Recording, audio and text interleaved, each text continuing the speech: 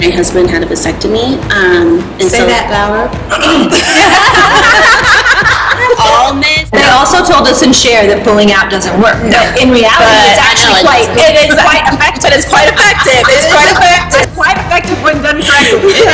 When done correctly. Have you seen her walk? That's not abstinence. Let's be real. But you know what my position tells me. Sorry. So I have epilepsy and I take a medication. This is what I told my daughters. This was my sex talk. This is what I told them about sex. I can't wait. Yes. I'm Ready? I can't wait. I said,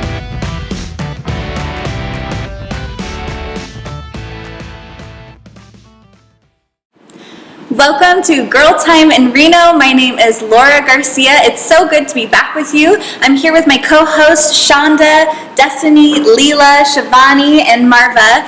Thank you so much for joining us. We're so excited to be back. Today we're going to dive right into a topic that's pretty popular right now, especially in Nevada, and we happen to have an industry expert in our room. And so, Leela, I really wanted to kind of open the floor to you. What is the biggest, I guess, barrier or issue or problem facing the cannabis industry right now? So that's a loaded question. I'm making it really easy. But it really comes down to, I would say here's the top three. Is regulations, medicinal cannabis, and I would say social and racial equity. I'm going to put those two together in that topic, but those would be the top three right now. As far as that goes, it's like the war on drugs. We have a lot of conversation going on around that, and we have everything legalizing while we still have people locked up. Well, so you bring up an interesting topic. I remember when cannabis was legalized in Nevada, and everyone was saying, oh, this is going to be so great because, it will help with the war on drugs, this and that. But one thing that I remember hearing is that it was kind of maybe not above board the way that the licenses were given out, right? There were only so many licenses given out to cannabis companies, and you kind of had to know somebody or pay somebody. Like, didn't the governor's brother get one or something? Yeah. So pretty much, we are the most expensive state to actually acquire a license, and that goes into, here's how I'll put this. There is one woman that was awarded a cannabis license. She had to spend $300,000 in prep to be able to submit her license. What do you mean in prep? Like, she literally, between hiring lawyers, getting the permits, you had to have your facility looked over, partnership fee, there's a lot that goes into the background. And is this for selling it or growing it or both? So for her, it was cultivating it, so that's growing it. And she actually ended up partnering up with one of the first and biggest companies, something called Virtue Cannabis. They're very big in Vegas, and they're one of the biggest families that founded the Strip Vegas and all of that. They're the owners of that company. So it was really about who you know, and a majority of them are pretty much predominantly white men who are awarded those licenses. And there's one currently that is a black owner. So if I wanted to start my own cannabis growing business or dispensary, could I get a license right now if I had the money? Probably not. It's hard. This is where it goes into regulations. There's schools. We have so many new schools being built. You cannot be within so many feet of a school.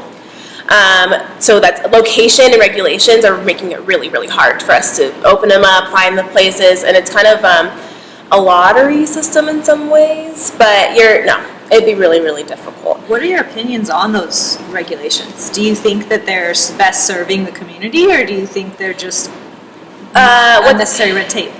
They're unnecessary red tape. For me to work in the industry, it costs almost $300 for me to obtain a physical card. That's what every person that you see working in this industry is paying to be able to get their card. And now we have something called the CCB, and they're an advisory board overseeing the cannabis. Before that, it was the taxation department. So there was no actual instituted thing there. But no, because they're not talking to the cannabis community. They're not talking to people that actually are involved in this and have been on the groundwork and researchers. All of these things. So I think it's a big money game. Do you think that the regulations are to okay people's nerves about it? so that it's not popping up around our children and in the neighborhoods where they can easily have access? Are they making it hard so drug dealers don't come in, take over that industry, and start dispersing it to whomever will? Or is it to keep it organic and make sure that we're getting a pure form? So that is one of them, and that's one of the regulations that have been by far, we're the leading state when it comes to that. From seed to sale, you're able to track what's going on with the cannabis, and that's to prevent diversion as well. So, for example, what can happen in California, this is one of the most things is, you know, they're backdooring it. They're growing stuff and they're selling it legally, but then they're also backdooring it. So we have things like counterfeit vape products that come out. There is a big thing going on about that. So those are the reasons that Nevada, we're one of the leading states when it comes to that. That's great. But when it comes to operating and what it costs as far as fees and fines, we're more regulated than alcohol is. Well, and I hear what you're saying, Marva, about, okay, is this to serve a purpose, right? To regulate it, to make it safe so that, you know, drug cartels don't get their hands in it. But I also kind of think Big Pharma is its own drug cartel, so maybe Yes. they just wanted a piece of it. And they're also, they do have a piece of it. Now, Marlboro owns companies in cannabis. You have, there's tons of big big businesses that are now going into cannabis because it's $1 billion industry. I want a piece of it. Are the regulations as tough it doesn't sound like they're as tough in other states than they are in Nevada. Is it because Nevada we have gaming and prostitution? Yeah. Yeah. So guess who's sitting on those boards? Gaming and prostitution. I mean, the people that have been regulating this. There's nobody from that, I'm gonna call it OG culture, to understand just like how cannabis works. Nobody in the cannabis industry wants children getting access to it. But also, I do want children to get access to it if it's medicinally going to change their life. There's a little girl that went into Congress and she made it possible, totally changed the groundwork for children getting access to this. She was dying from a cancer that basically eats away at her skull. She was losing her bones. I mean, her face was reconstructed. It's really, her name is Gretchen something, I can't remember. She's really young, but she changed it all. And watching her she walked into Congress and just gave this full speech. I mean, she's in the Midwest. She's growing cannabis now, hemp and everything. Her family, were involved in the sheriff's office. They were all completely against it. Cannabis helps, saved her life? Yes. It helps with neurological too. So what happens? There's a strain called Exactly. Charlotte's Web. So what happens is it helps with cell regeneration. Cannabis can actually restore homeostasis to the body, because your body naturally already has receptors that are made to receive it. So now that doesn't mean I'm telling you I'm sitting here on this couch smoking weed that I'm sitting here, I'm regenerating my cells. No. You have to intentionally use it. There's different products. There's things called Rick Simpson oil. There's really great medicinal grade products that are being made with cannabis. In the UK, they actually manufactured a synthetic style, and now guess what they sell it for? Thousands of dollars. When you could probably generate that the same medication that they built, you could probably generate it close to yourself and be able to utilize it. So is that stuff that you're getting from a doctor, or how do you know? I go into a grocery store and now everything says CBD on it. Everything's helping me with this, that, the other, my joints, my arthritis. That's why I like regulations. Yeah. So it's hard because we love regulations and we don't like them.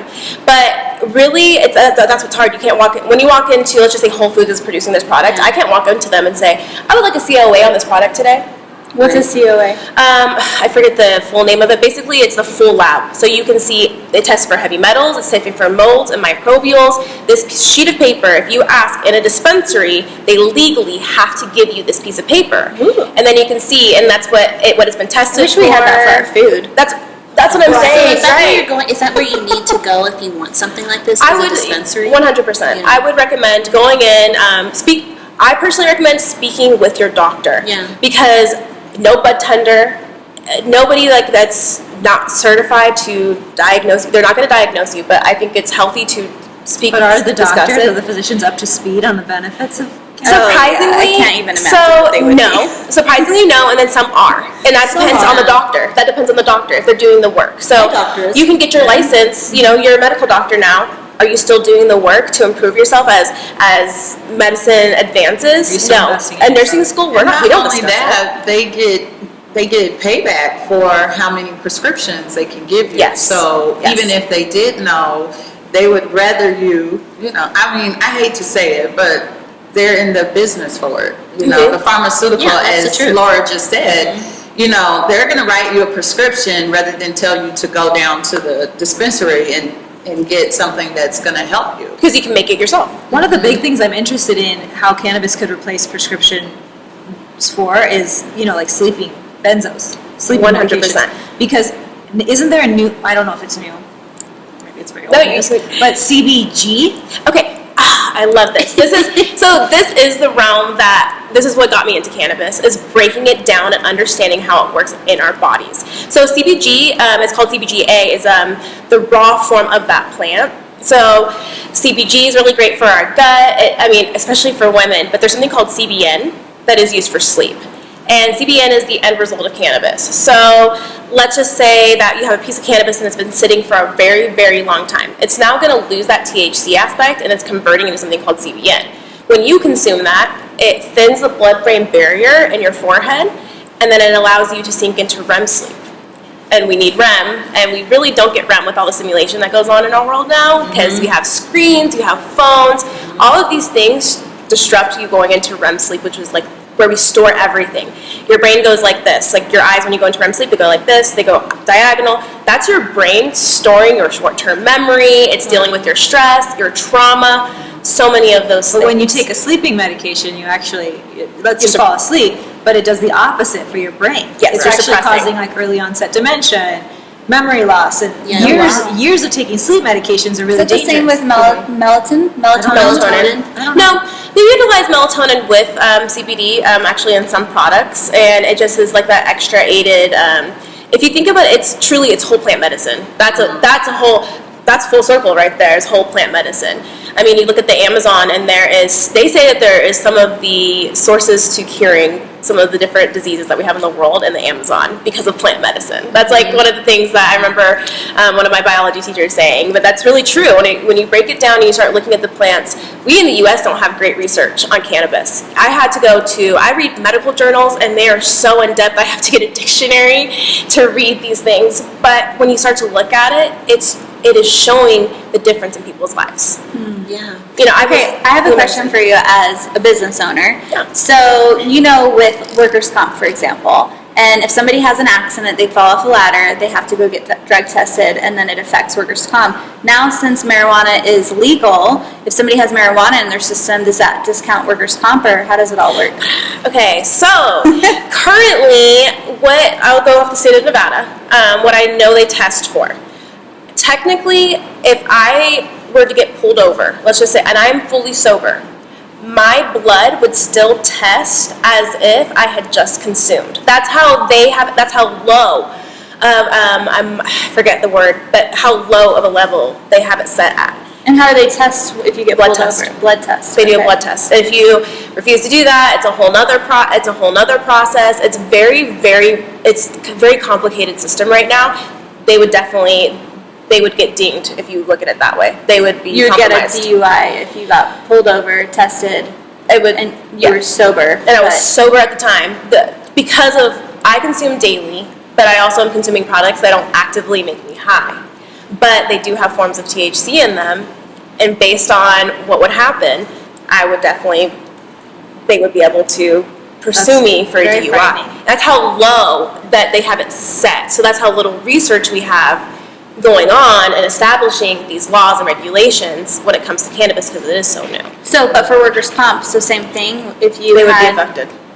Wow. Especially if it's at a federal, like, I think the state of Nevada, I was like, it's kind of complicated because they waive certain things where I'm like, that doesn't mean that you get, just because you consume cannabis, that you can go for any job. If they receive federal monies, most of them are required to do a drug test before employing you. So that locks people out of a lot of jobs still currently, and exactly like if you got hired, then you start consuming, that happens, and you're tested. There is some waivers though. There's way around it. It's hard, but you can have some paperwork done, and you can get an exempt. and then your employer can know that you're consuming at that time. I mean, there's regulations to it, and the doctor has to explain. It's just like an FMLA or certain things like that. Awesome. Well, thank you so much. You know, I have to say, when we started Girl Time in Reno, one of the things I loved was having conversations that we would maybe have with our girlfriends who have the same background with us, now having it with people from all diverse backgrounds.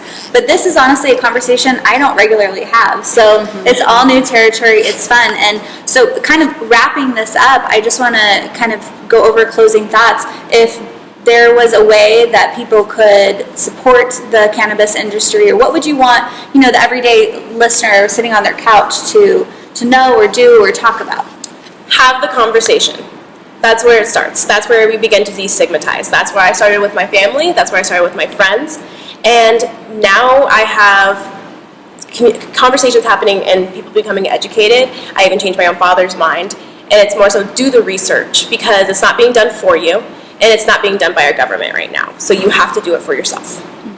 And for you ladies listening, were there any aha moments or any takeaways? Like, if you were to go have this conversation at home now, what would it look like? Marva, what would you bring up? Probably the benefits of using it for medicinal purposes. I still have a problem with the recreation. I haven't seen it work well for our people. So the recreation and just having it at leisure, and you know, that's a personal conviction, but for, you know, medicinal purposes, and if it's gonna help, by goodness, like, I'm all for it. But that part, and so that's educational, but we got some CBD oil in my father's room. I probably shouldn't have said that. Because there, you know, some eggs, some oils, and someone got him some oil, but I might use it when I have a little ache or something. But, you know, for those reasons, my grandmother has some, and she says it works great for her arthritis. So I'm like all for that. But like I said, my own personal conviction for the recreation of it's a little different. Awesome. And how about you, Shonda? Any interesting things come up in this conversation for you, or? Well, I've always been on the medicinal train, right? So I like Marva, I have concerns about the recreational part, because I'm concerned that marijuana might be too potent. I don't want to see young people give up, become complacent or lazy or things like that. Yep. But, you know, that again, that's just my personal opinion, but I think it's great. And like, you know, Layla gave my husband some the CBD for his tinnitus, and it works. So I'm there. Like, you know what I mean? And it's not my place to judge if people want to smoke marijuana either. Like, you know, like, that's your thing. But just, I hear things about birth defects, and you know what I mean? I just don't know. Yeah. Interesting. Awesome. Well, thank you. Thank you for joining this conversation with us. We look forward to many more conversations about this topic, being that we have our resident expert. So thank you for joining us. We'll be back for our second segment of Girl Time in Reno shortly.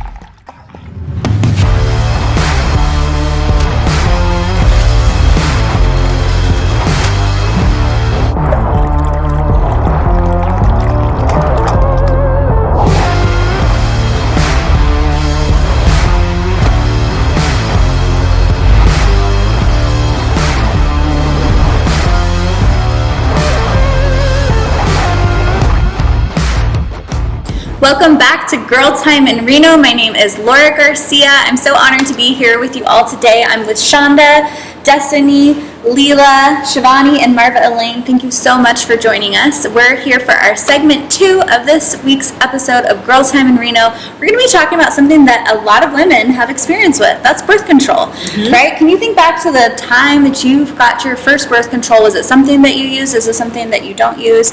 Well, we're going to be talking about it with regards to the state of Nevada. Leela shared a really interesting article. So Leela, why don't you share with our viewers a little bit more about what is being done by a congresswoman down in Las Vegas? Yes, the Senate Majority Leader just introduced something to lower the barriers that will give you for access to primary care providers and birth control for women in the state of Nevada. We are currently the 3rd worst state for getting access to birth control and to primary care providers. And I do have personal experience in that, but that is what's currently going on. It would make it accessible for women to go to a pharmacy if they can't get access to a primary care physician to be able to obtain birth control, and just make it more accessible within our, I think, clinics, and just accessible from all aspects of pharmacies. Interesting. I mean, I think it's such an important topic, and you know, you brought up a statistic that Nevada is number 3 for access to birth control. I think some other interesting statistics, Nevada has always been, I mean, since my youth, and I think it is still number 1 for unwanted pregnancies. We're also number 1 for suicide and number 1 for drug use. So really interesting statistics. And you know, a lot of times those stats are contributed to the fact that Nevada has so many rural communities. But now hearing the statistic about access to birth control, you can't help but go, I wonder if there's a correlation there or not. So Destiny, what do you think? This is a funny subject to me all the time, because besides like the pill or the patch or the shot or anything like that, you know, as you get older, like birth control still goes on in your life. It's not just when you're a teenager, not just when you're in your early teens, or I'm sorry, your early 20s. But like we cannot have any more children. My husband had a vasectomy. Say that louder. All men should know. I'm just kidding. We don't need birth control. We just need the vasectomy. But I'm always shocked that men can go in at any age and be done. And that women need to have a certain amount of children, or you need to hit a certain age to go in if you want to Have your tubes tied. yes. Like that is just crazy to me. And sorry, Josh, but my husband goes around telling every man he knows, like, just get it done. I was in and out like this. It was the easiest thing I ever did. And I'm like, that is you the don't have to do bagger it. at Rayleigh's, and he's 19, and I don't know if he wants to know how that went for you. But I have a lot of girlfriends who are dealing with that now. They're done having children, and they're in their 30s, and they're in their 40s, and they're like, what do we do in the meantime? Because my husband doesn't want to go and get it done. And Well, that's such a hard issue too, because It for is. women, it has to do with our hormones too. Right. Yes, Exactly. Right? And that's Exactly. also my issue for deregulation of birth control, because being someone with a chronic illness, having Hashimoto's, a huge discussion topic is our hormones Yes. and the use of birth control. So a lot of women with Hashimoto's, even if they aren't wanting to have children, they take themselves off of birth control because of how much it affects our bodies. Yes. So, you know, if you would have talked to me 15 years ago, I would have said, yeah, deregulate it, let everyone get it, like, let them be responsible for their own decisions. But now being on the other side of it, I'm going like, oh, that makes me so nervous, because now the more I'm learning about our hormones, the more I'm learning about chronic illnesses, I'm seeing how much harm birth control can cause for women, and are we just going to now open it up and have it versus not risks. included? Yeah. Because Right. what is the harm to a woman's life and the child's life Right. of an unplanned pregnancy? And then, yes, there is the hormones and the impacts and, you know, of birth control. And I mean, I'm one of the women that Destiny's talking about. Like, I'm not sure if I want any more children.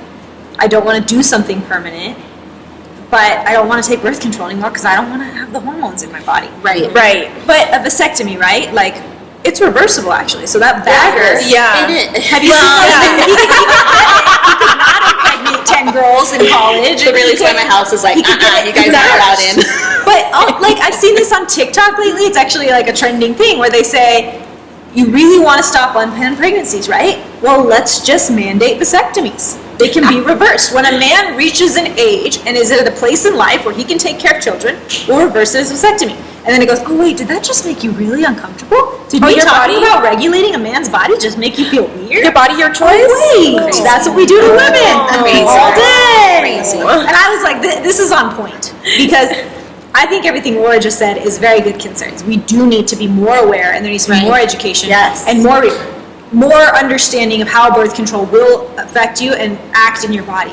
But we also need to take into account, do the benefits outweigh the risks? And access Well, to but there more are other doctors. ways of preventing unwanted pregnancies. Thank you. I was just gonna Condoms, say, pulling out. I mean, like, condoms are let's out. be real. But you know what my position? But you know what my position tells me. Sorry, abstinence. So I have epilepsy, and I take a medication, and it actually I have to take folic acid with this medication and she told me. Because I have endometriosis, so contraception is a very, very hard thing. I can't have an IUD, and I'm very, very susceptible to hormones. So she's like, so you're using contraception, right? And I was like, well, we use condoms. She's like, that's not enough.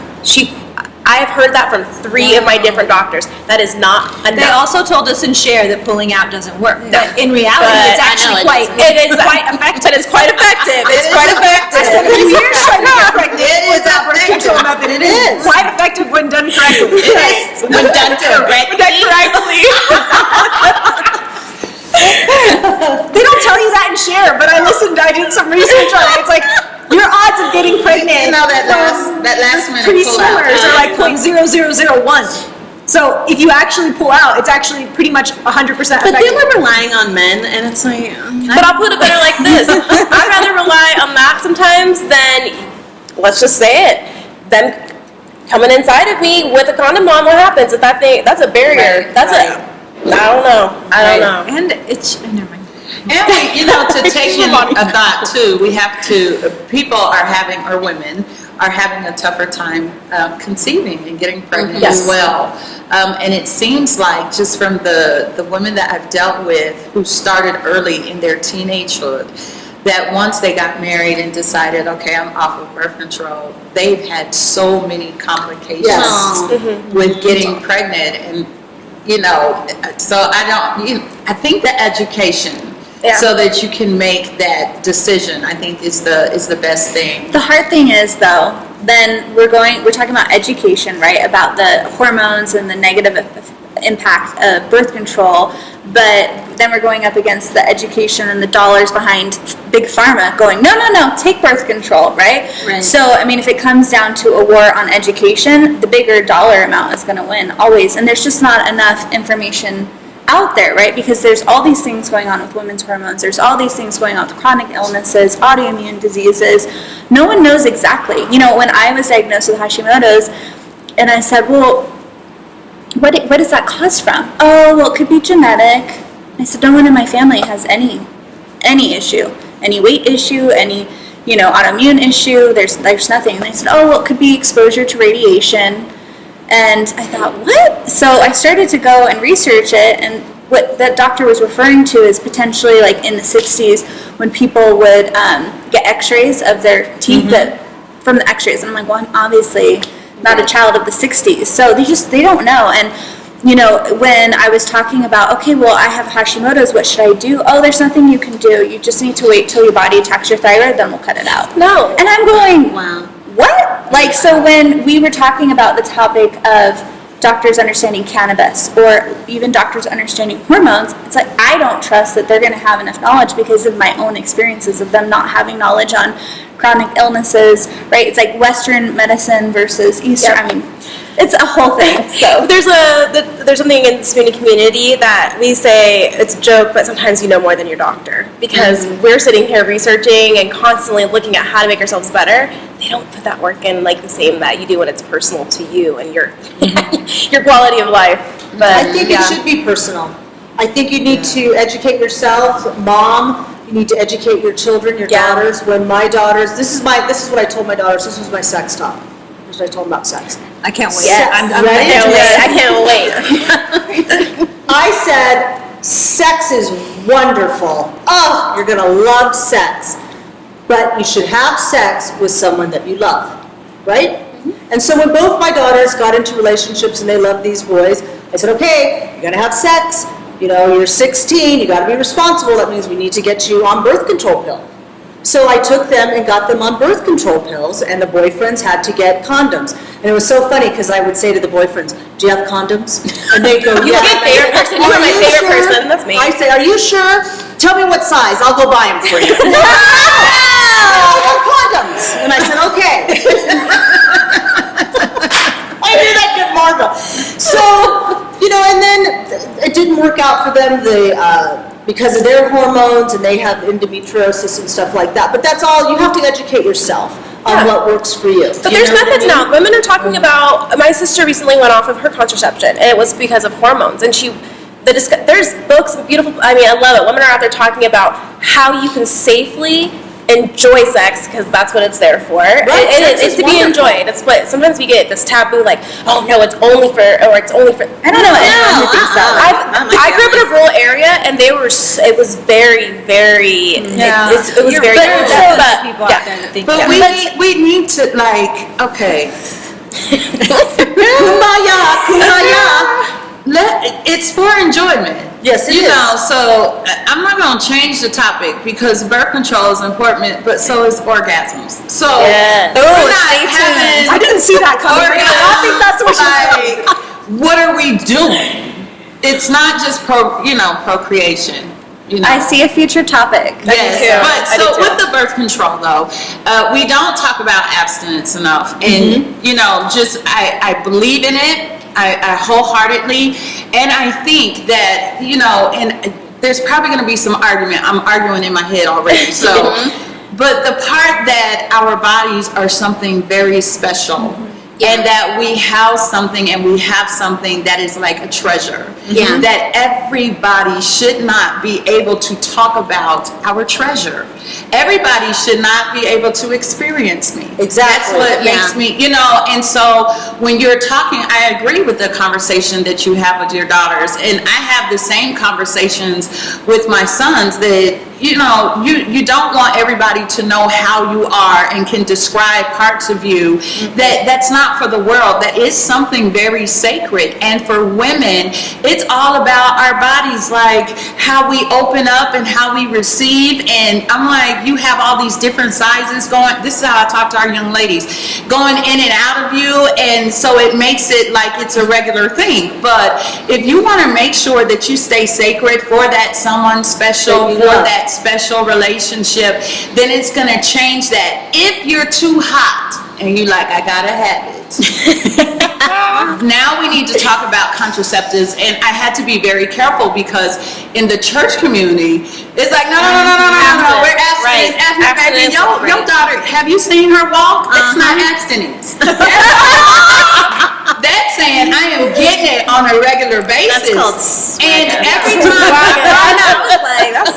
time I had that conversation with that parent, like, we know your belief, but if they're not walking according or in line with that belief, then you need to do something to save her future. Right, and that's your belief. Save her future. Don't allow her for a moment of pleasure and fun that she did in her childhood years where you're supposed to make stupid mistakes, and then make her pay for it for the rest of her life and make life harder for her. Yes. So, but most of them, every time I had that talk, I'm telling you, people were like, no. When is And it their too daughters young? end up pregnant. When is it too young to have that conversation? My son's 11, and I'm feeling it coming sooner and sooner, and it's scaring the crap out of me. But I Be feel like honest with them. Well, I Yeah, think we're it should super come from honest. dad. He's a boy. Maybe it should come from dad. he's the one who's telling the baggers about, you know what I mean? He scares me sometimes, so I think it's gonna come from me. Another future topic. Yeah. So we're Tell gonna me sex is great. Have Sex a lot of talk, sex because- if you love Yeah, we someone. definitely should do the sex talk with our kids. I love that, yeah. bringing it back to center. As we close out this segment, so we started off talking about regulation of birth control. And where are we on, do we have a consensus? Do we want it to be regulated? Do we say it's a free-for-all? Is there enough education out there? Was anybody's mind changed? Any interesting thoughts I come think up? if you give access to it, that education follows. I think that's what we would But do you like to see. trust the education will follow? Proper education.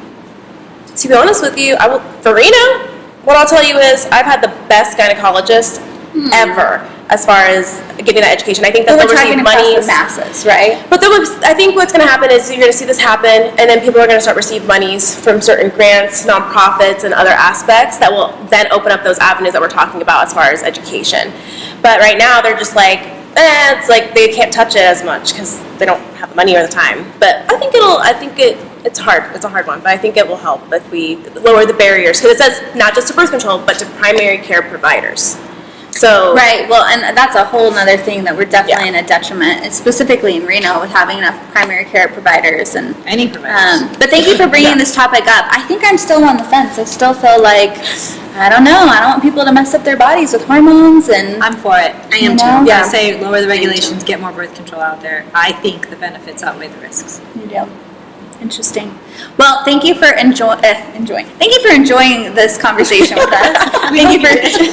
Thank you for joining us. Share your thoughts on this topic, and we'll be right back with our last segment of this week's Girl Time in Reno.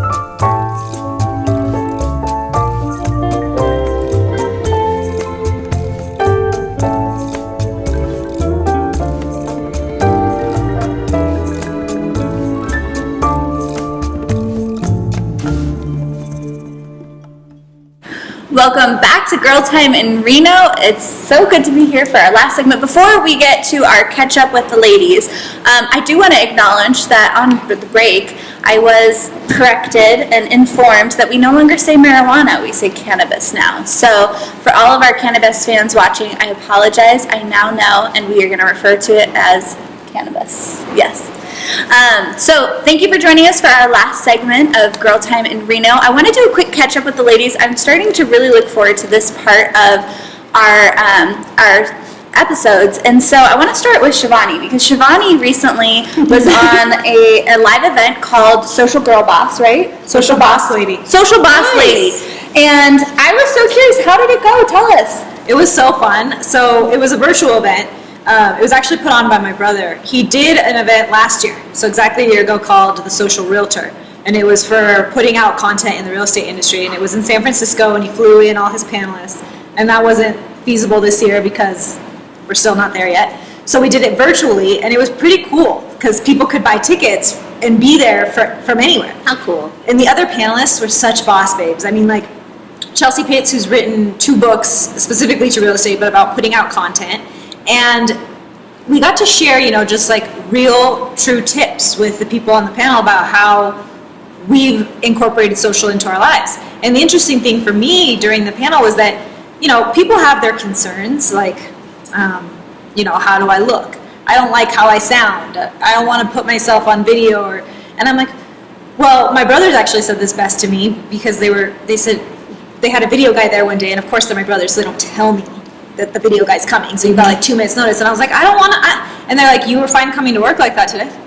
You were fine interacting with everybody you walked past today? Okay. So that's what you look like. Like, it's just going to be on TV. It's the same. But it's true. That is true. We think we So sound true. different, so we don't want to put ourselves out there, but we sound the same. And then people are like, well, I don't want my information out there. And I'm like, the government don't care about you.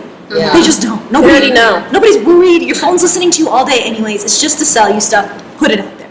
And then, well, should I separate my business from my personal? No. Because the point of, if you're going to market via social media, the point is that you have a personal brand and you put your authentic self out there. So that's you personally and that's you professionally. And so it got me thinking that this is a lot of people outside of just the real estate industry have questions about how to do social. And not as an influencer, right? Yeah. Because that's what everybody talks about, is how to do social as an influencer. But social can really help your business, and that has nothing to do with trying to be an influencer. I don't have Right. that many followers, and it's huge for my business. So I thought maybe I should do a virtual event, like I should host one. Yes. You should. Do honestly, it. yes. And then Yes. do it now, and then maybe in like 6 months do a live one in person. What was People it be like ready. doing, here we are a year past COVID, and people have been Zooming and doing virtual events for a long time.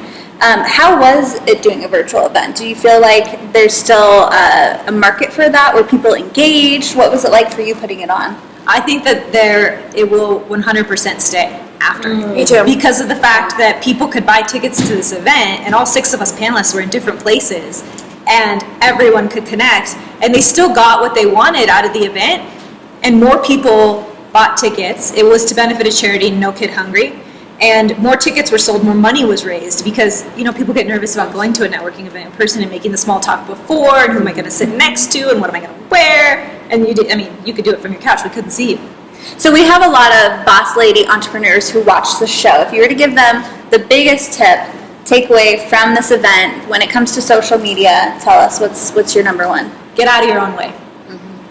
Go look in the mirror, tell yourself all your excuses are bullshit, and start tomorrow with putting out content. Because it will do huge things for your business. So good, so good. I had to do that with doing the show. 10 Yes. seconds of courage. 10 seconds of courage. That's what it takes. 10 seconds, click. It's already out there. I agree, 100%. Awesome. Well, thank you for sharing, Shivani. Marva Elaine, what's been going on with you? I have a lot going on. My plate just got a little bit fuller, but it's so very exciting. Moving into publishing my first book. What's the topic? So I'm between topics. One is my journey to freedom or my journey to success. And so the book is going to basically be about everything that I had to overcome right before I experience higher levels of success. So I talk about having to deal with some of my traumas, and then after confronting those traumas, how like within the month or 2 months that my life just took off. And so it's basically encouraging people to basically face your fear, face your traumas, face things that you have going on with you, instead of running away, because it's actually stopping you from getting to the next level in life that you want to achieve. So I take you from journey to journey, success to success, in every area of my life, to the point now I embrace when I feel like my saying is, when God reveals, it's time to deal. So different things come up in your life at different times for a reason, so that you don't get overwhelmed with everything that you need to deal with, right? So you break free from something good happens, you think you're good, and then, wow, you're hit with something else, and you're just like, man, and we take it as a negative. But if we take it and we understand it as, if this is coming up right now, I need to face it, I need to deal with it, I need to heal from it, because something is on the other side of this that's going to require whatever it is that I need to go further. And that's exactly what happens. So that book encourages that. You're right, pre-order. Yeah. I'll have to let you talk to my agent. But not just kidding. Girl got an agent. You guys definitely, you'll be the first to know. You'll be the first to know. So I'm really excited about it. We got that ball moving. I was kind of stuck, like, where am I going with this? And so I talked to a good friend of mine, and he just pointed me in the right direction. So it is on and popping, you all. I'm so excited. Wow. Congratulations. That is huge. Yeah. Shonda, what's going on with you? Well, I have a media coach, and so for years I did this online show. It was called In the Vault with Shonda Golden. I met a lot of great rock stars, and I interviewed a lot of them. And then COVID hit, and I didn't want to do the online sort of Interview. I forgot what it's called, something stream. I didn't want to do the box. I didn't want to have something that was indicative of this time, right? So I've been praying on it. I've been going back and forth. But I think, and I've heard this now second time, just do it. So I'm waiting for that third. But I'm thinking about doing like a booktube, where I'm interviewing artists about books they've written, and usually in the music section. Yeah, because Do it. Yeah, just reviews, and then when we get out of this, I want to be back in front of my guests, because I feed off that energy.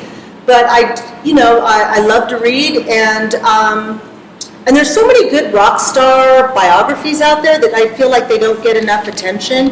And when I have interviewed artists regarding their books, like Lita Ford or Head from Korn, and David from Megadeth, because I have their book, I have reference and research, and it's easier for me, and I feel like the interviews are nicer, so I feel like that's a soft step forward to getting back into In the Vault. So that's what I'm thinking like I want to do. I was talking to the crew before I came in. I'm looking for like a self-focusing camera, and you know what I mean? I just want to do something kind of cool like that, because I miss it. I miss In the Vault. It's got a good little audience, and You were born to do this kind of stuff. yeah, I love it. I miss it. And so, I was journaling, I enjoy being, or part of my affirmations, I enjoy being on a streaming site show. I enjoy, and I do these 3. And then all of a sudden, here I am. So it's kind of like, I got to just kind of push. But my daughter told me yesterday, Mom, just do it. And then I heard Shivani say, just do it. So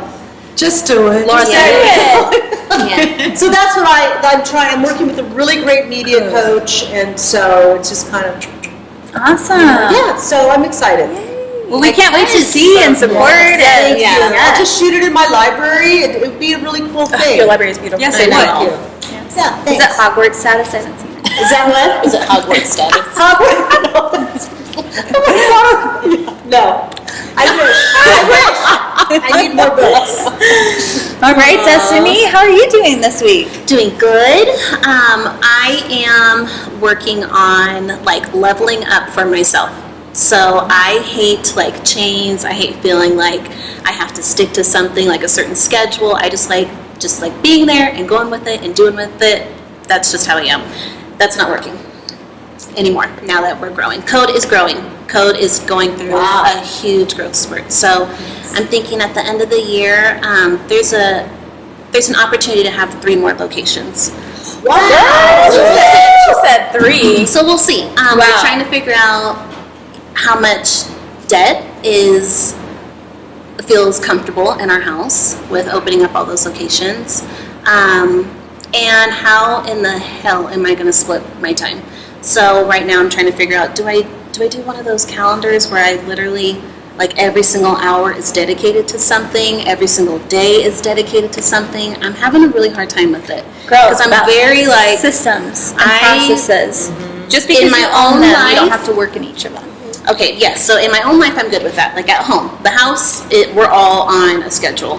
And the shop is on a schedule, but me, like, I'm the one who gets to jump around all the schedules because I'm making all the schedules. Like, no one's gonna tell me what to do. I feel that. And I'm like, no, Des, you gotta put yourself on a schedule because I'm falling behind and I don't have that option right now. Like, I'm ready to go this year. You can create that freedom in your, I'm like that. I am such a free spirit. Yes, like, even if my husband's like, oh, did you get da-da-da? And I'm like, don't tell me what I did or didn't get done today. I'll tell you what I got done today. Like, yeah.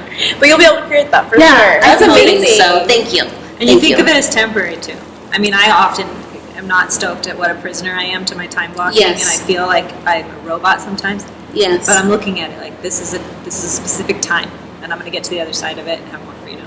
Discipline. Yes. Yeah. Yes. I think it just comes with growth. Yeah. And that if you want to grow, that you're going to have to take some of that time and really make it as beneficial and as effective as you can so that you can grow larger. Yes, I'm yeah. faced with that as well, and it's very hard because I'm the visionary. Yes, yeah, like, let It me is like- dream and let me Yes. create. I can't Speaking my dream and language. I'm like, I create. can't do that on a schedule, okay? Yeah.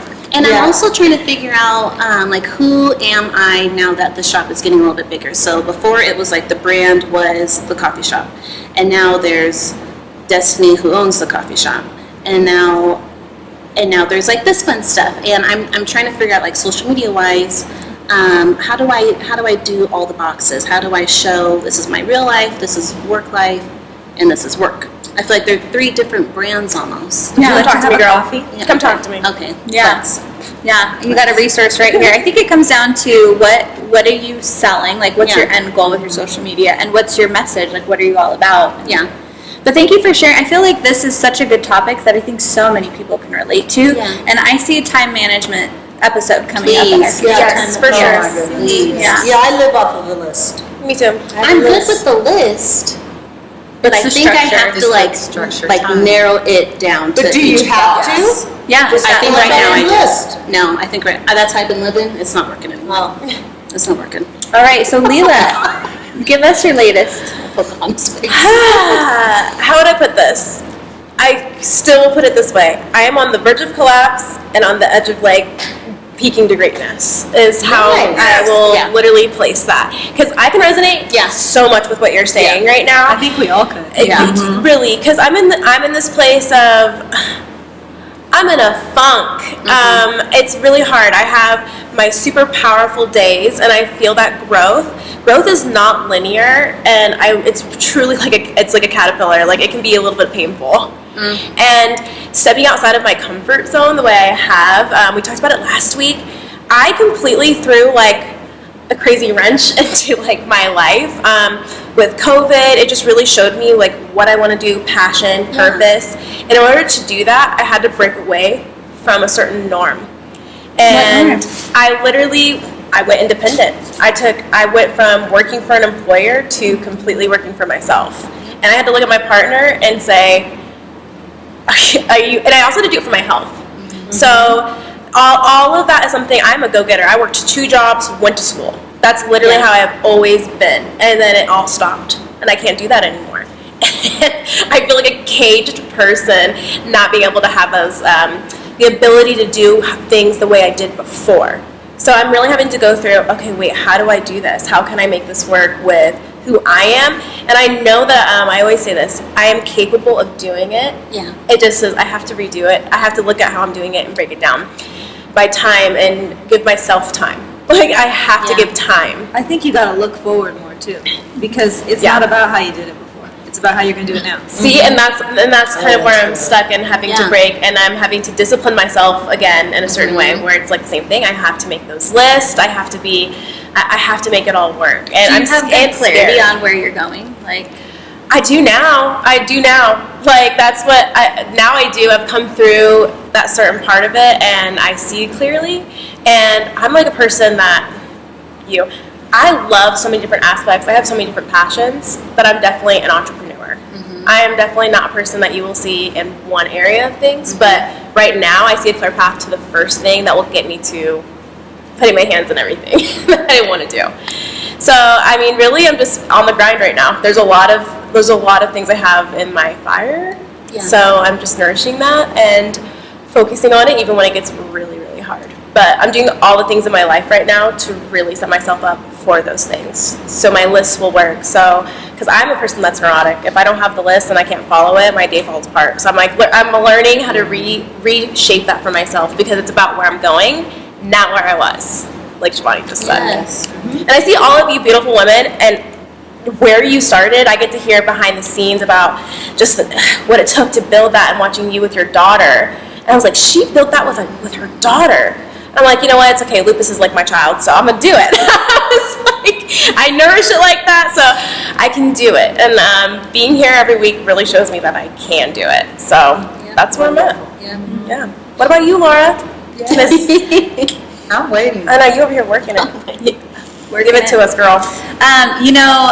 It's crazy how much what you each are saying is resonating with me, because I feel like I've been in the same place, just really processing. I am an entrepreneur at heart. I love the creation involved with entrepreneurs. Entrepreneurs create, right? Yeah. But admittedly, I'm not the person that's going to go into my business that I created and do, check the box every day for 20 years. I want to get out and create more. So I'm more of a project-based worker as well. And so I've just been, I have so many irons in the fire, so many things going on. And I have been processing, just like you, Destiny, about social media and, okay, I haven't been posting as much. Yeah. I've been kind of on this hiatus because I've really been processing, like, what am I creating? What am I creating? And I feel like I've been processing this probably for like 2 months, but I'm finally getting to a place where I feel like, okay, I know what I'm about. Like, I'm about women empowerment and creating community, and that's what I want my message to be on social media. And so it's funny how, as far as like this last week, how timely this topic has been, because something that goes hand in hand with that is websites, right? So our salon website and our on-location website, unfortunately, was attacked with malware like a month or two ago, and so it's just been such a beast to overcome. And so we've been in the process of redoing our website, and I've been so fortunate to work with Freebird. They're a local tech startup, and they've created this awesome platform for people to build their websites, and they specifically work with people in the creative industry, and it's been so cool to work with them because they're so passionate about helping people. And I was one of their first clients years ago, and now to see this awesome platform that they've built, kind of been watching it come to fruition. So I love to support Freebird. So if you're in the market for a website, check them out. So that should be launching this next week. It'll be so good to have that just off my plate, and feel like, okay, now I've got that taken care of and I can focus on other things. And so, but with that, one of the things that I'm working on also is doing a website for Girl Time in Reno, because we've had so many people asking, right? And it's like fun to see how this show has grown. And admittedly, when Ash with Our Success Media first posted about wanting to do a show with a female host, and I had tagged a bunch of awesome boss babes that I know saying, you should do a show. And then Ash approached me like, hey, what do you think about doing something like The View? And I thought, well, I'm too busy. Like, I just don't want to overcommit myself. That's my whole thing right now, too, is like not overcommitting. But then he said, well, what if you just do like 1 or 2 episodes, bring the women together, and if you don't, I'm not asking for a long-term commitment from you. So I did the first couple of episodes, and I love it. I've been having so much fun. So I'm officially in it to win it. I'm staying. I love this. This is my passion project. It's just like, you've got to have that creative outlet in your life, right? And your girl time. Like, I really look forward to coming every week. So now that I've mentally cleared that in my space, I'm like, okay, well, now we need to do this. So we're going to have a Girl Time with Reno Girl Time in Reno Instagram, Girl Time in Reno Facebook, a website. If you're watching this, you're going to start to see that shared on those different distribution channels. So excited. So we're working on the branding and the colors and the layout. So if you have any input too, we'd love to include our viewership with this process. But that's what's going to be coming down the pike. So I think it's just awesome that we are literally evolving on camera. Yeah. We are, I mean, what an experience to be able to have and to view where we started when we came, and just what I got from you all today, what radiated with me was like masters, and I have songs that go off in my head, but when you become a master of something, that it gets redundant and then it's time to move on to master something else. And so we've been master of some things, and that's what we kind of throw out there because it's been who we've been, but it's like we are evolving to something even greater, which is causing us to refocus and to realign ourselves, and it's causing for the deeper questions and the time schedules and management, because you cannot be great and not have control of time, your energy, and what you're doing. So I think this is awesome. And Leela, what I'm radiating from you is that to become a masterpiece, which you are, a masterpiece takes time and focus. And so where you were running all over the place and you're like, that's me, because you are so great and you house something so just ready for the world. It's like your preparation time to really take back and really focus on what's important, what's going to make a difference, not only in your life, but in the life of others. It's so much great. So everything has to be scaled back. And I believe that every time that you have an episode of sickness, an episode of a setback, what you think is a setback, it's just to refine you even more, so that you don't lose what that treasure is that you are meant to give the world. Yes, amen. That one was beautiful. I felt that. That one. I was like, coming to Jesus. I can't wait for that book. Right. I was like, wow. Now. And then when you guys were talking, the song in my head was, I'm every woman. Yes. It's all in me. Anything you want done, baby, I do it naturally. Yeah. And that closes off our this week's segment of Girl Time in Reno. Thank you, Marva Elaine, for closing us out with a bang. That was awesome. What a truth talk right there. Join us next week.